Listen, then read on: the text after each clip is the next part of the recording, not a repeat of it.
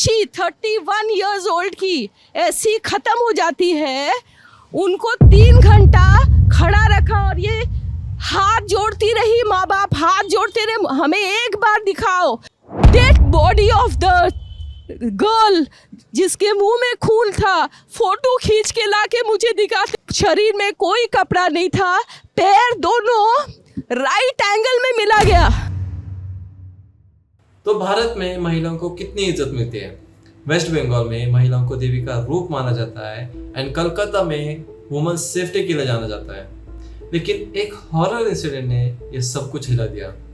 एक 31 साल की ट्रेनी डॉक्टर जो लोगों की जान बचाने में लगी रही, उसके साथ कुछ ऐसा हुआ जिसे सुनकर आपका दिल धड़क जाएगा। डॉक्टर को क्या मिला?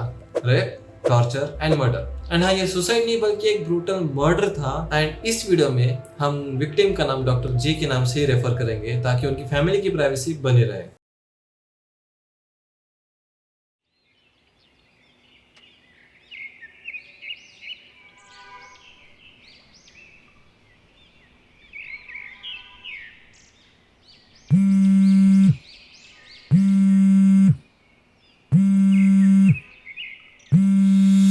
फोन कॉल उठाने वाले व्यक्ति की आवाज में घबराहट साफ झलक रही थी।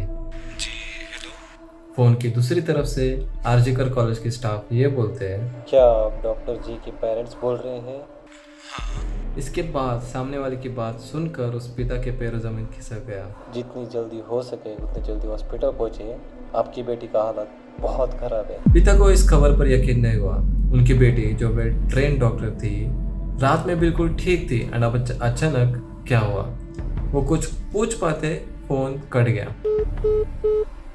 पिता घबराहट में दोबारा फोन कॉल किया और लड़काते हुए आवाज में कहा, मेरी बेटी को क्या हुआ? जी, आपकी बेटी ने सुसाइड कर लिया। ये शब्द सुनते ही पिताजी के आंखों में आंसू आ गए। उनकी बेटी जो हमेशा मुस्कुराती रहती थी और हर दिन कितने ही मरीजों को नए जीवन देती थी, अब इस दुनिया में नहीं रही।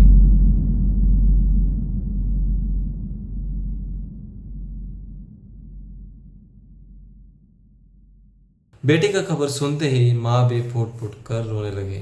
लेकिन बिना देरी के दोनों हॉस्पिटल के लिए निकल पड़े। लेकिन उन्हें ये नहीं पता था कि जब तक हॉस्पिटल पहुंचते ये खबर पूरे शहर में आग की तरफ फैल चुकी होगी। हॉस्पिटल के बाहर भीड़ जम गई थी। हर कोई हैरान और गुस्से में था। ये कैसे हो सकता है? किसने इस डॉक्टर की जान ली थी और क्यों? इस बीच ना सिर्फ डॉक्टर, नर्स बल्कि आम जनता पर सड़क पर उतर आए। हर किसी की एक ही मांग थी, सीबीआई जांच और जस्टिस। ये घटना इंसानियत को शर्मिंदा करने वाली थी।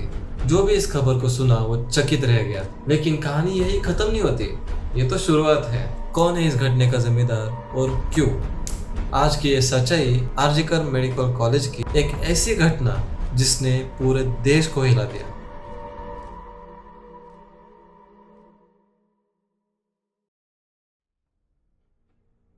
तो ये कहानी कलकत्ता की है, जहाँ एक फीमेल डॉक्टर जो मेडिसिन पोस्ट ग्रेजुएट की स्टूडेंट थी, अपने लाइफ में एकदम साधारण परिवार से आई थी। बचपन से ही उसने अपने एजुकेशन का इम्पोर्टेंस समझा और अपनी मेहनत और लगन से मेडिकल का पढ़ाई कंप्लीट कर रही थी। अब वो सभी पेशेंट का इलाज करती थी। जूनियर और सीनियर सबके साथ मिलकर ये काम करती थी। वो हमेशा मुस्कुराते हुए हर पेशेंट का इलाज करती थी। लेकिन कोई नहीं जानता था कि यही डेडिकेशन उसका लाइफ का सबसे भयानक एंड में बदल जाएगा।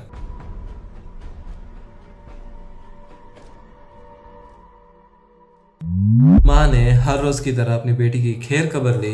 डॉक्टर ने मुस्कुराते हुए कहा, माँ मैं ठीक हूँ, मैं अभी पेशेंट्स को देखने जा रही हूँ। तो ये उनका आखिरी कॉन्वर्सेशन था। माँ को लग रहा था कि मेरी बेटी काम में व्यस्त है, सुरक्षित है। लेकिन किस्मत ने कुछ और ही प्लान किया था। तो रात के 12 बजे के आसपास जब डॉक्टर रेस्ट लेने जा रही थी, तब वो अपने 2 जूनियर कलीग के साथ हंसी मजाक कर डिनर कर रहे थे। डिनर होने के बाद उन्होंने बताया कि वो काफी थकी हुई है एंड अब वो सेमिनार हॉल में रेस्ट लेने जा रही है। बट किसी ने भी नहीं सोचा होगा कि ये उनकी आखिरी मुलाकात होगी। सुबह जब उसके पिता को भयानक कॉल आया था, इस बात की जानकारी वो अपनी पत्नी को देते हैं और दोनों घबराते हुए हॉस्पिटल की ओर भागे। हॉस्पिटल पहुंचते ही वहां का कदरा का दृश्य नाइटमेयर से कम नहीं था। हॉस्पिटल की गलियों में अफरा तफरी मच गई थी। डॉक्टर का शरीर अर्धनग्न अवस्था में था, खून से लथपथ और जख्मों से भरा हुआ था।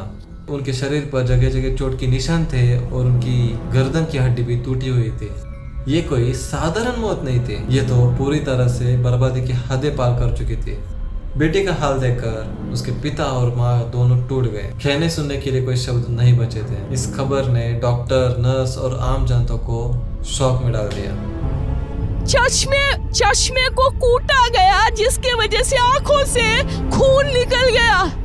मैं प्रधानमंत्री से हाथ जोड़ के रिक्वेस्ट करूंगी कि ये घटना जो एक 31 ईयर ओल्ड, एक meritorious student who has cracked her medical with her own stamina and her own intelligence, goes to that top and becomes a promising doctor, should not be killed, or her voice should not be smothered like this.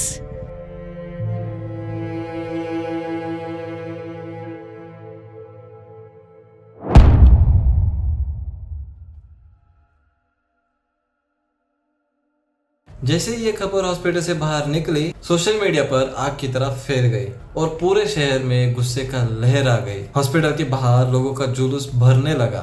Doctor और nurse ने protest करना शुरू किया। दोषियों को सख्त से सख्त सजा देने की डिमांड बढ़ गई और प्रेशर के चलते इस मामले की जांच शुरू हुई। लेकिन हॉस्पिटल के स्टाफ ने इसे सुसाइड के रूप में पेश किया। जिस हिसाब से उनके घाव और टूटी हुई हड्डी थी, उस हिसाब से तो ये सुसाइड का केस लग नहीं रहा था। एंड पोस्टमार्टम रिपोर्ट ने यह साबित कर दिया कि ये सुसाइड नहीं थी। जांच के दौरान सेमिनार हॉल के सीसीटीवी फुटेज को रिव्यू किया गया और वहां संजय रॉय नाम का व्यक्ति सामने आ गया। यह व्यक्ति अक्सर हॉस्पिटल में आते रहता था, लेकिन अब उसे सस्पिकॉन के नजरिए से देखा जाने लगा। अब पुलिस को सेमिनार हॉल में एक ब्लूटूथ डिवाइस मिला जो बुरी हालत में टूटा हुआ मिला था। जब पुलिस ये डिवाइस को चेक कर रहे थे, तब हमें पता चलता कि ये ब्लूटूथ डिवाइस किसी और का नहीं, संजय रॉय का निकला और उसे तुरंत गिरफ्तार कर लिया गया। तो संजय रॉय का पास कुछ छुपा हुआ नहीं था। उसने कई सारी शादियां की थी और जब भी उसका मन भर जाता वो अपनी पत्नी को छोड़ देता था। एक महिला का मौत भी हो चुकी थी, लेकिन इसके खिलाफ कोई रिपोर्ट नहीं कर पाया था क्योंकि वो अपने आप को पुलिस वाला बताया करता था। गिरफ्तार होते ही संजय रॉय ने किसी भी तरह का अपराध को स्वीकार नहीं किया, लेकिन बाद में कड़ी पूछताछ के दौरान उसने कन्फेस किया कि 8 अगस्त की रात में नशे के हालत में मैंने एक महिला डॉक्टर के ऊपर हमला करा था। ऑटोप्सी रिपोर्ट ने कुछ शॉकिंग डिटेल्स रिवील की। डॉक्टर ने कहा कि इतने सारे इंजरीज एक ही आदमी कर ही नहीं सकता। डॉक्टर स्वामी गोस्वामी ने कहा कि ऑटोप्सी रिपोर्ट के मुताबिक 151 मिलीग्राम का सीमेन वजन स्वाब से पाया गया था। ये क्वांटिटी एक ही आदमी का हो ही नहीं सकता। इससे मल्टीपल लोगों के इन्वॉल्वमेंट का सजेशन मिलता है। ऑटोप्सी रिपोर्ट ने ये इंडिकेट करा है कि विक्टिम को सेक्सुअल असॉल्ट करने से पहले मार दिया गया था। ऑटोप्सी ने सुसाइड का रूल आउट कर दिया और वायलेंट डेथ के साथ मल्टीपल इंजरीज को कंफर्म किया, इंक्लूडिंग ब्रोकन बोन्स और bleeding from various body parts. Sources ने सजेस्ट किया कि विक्टिम का नाक और मुंह कवर किया गया था और उसका सर वॉल या फ्लोर पर फोर्सफुली पुश करा गया था ताकि उसके क्राइज फॉर हेल्प को साइलेंस किया जा सके। क्राइम होने का समय सुबह के 3 या 6 के बीच का लग रहा है with the science of strangulation. West Bengal chief minister Mamata Banerjee ने अक्यूज्ड के लिए डेथ पेनल्टी का डिमांड की है और प्रोटेस्टिंग डॉक्टर्स को सपोर्ट किया है।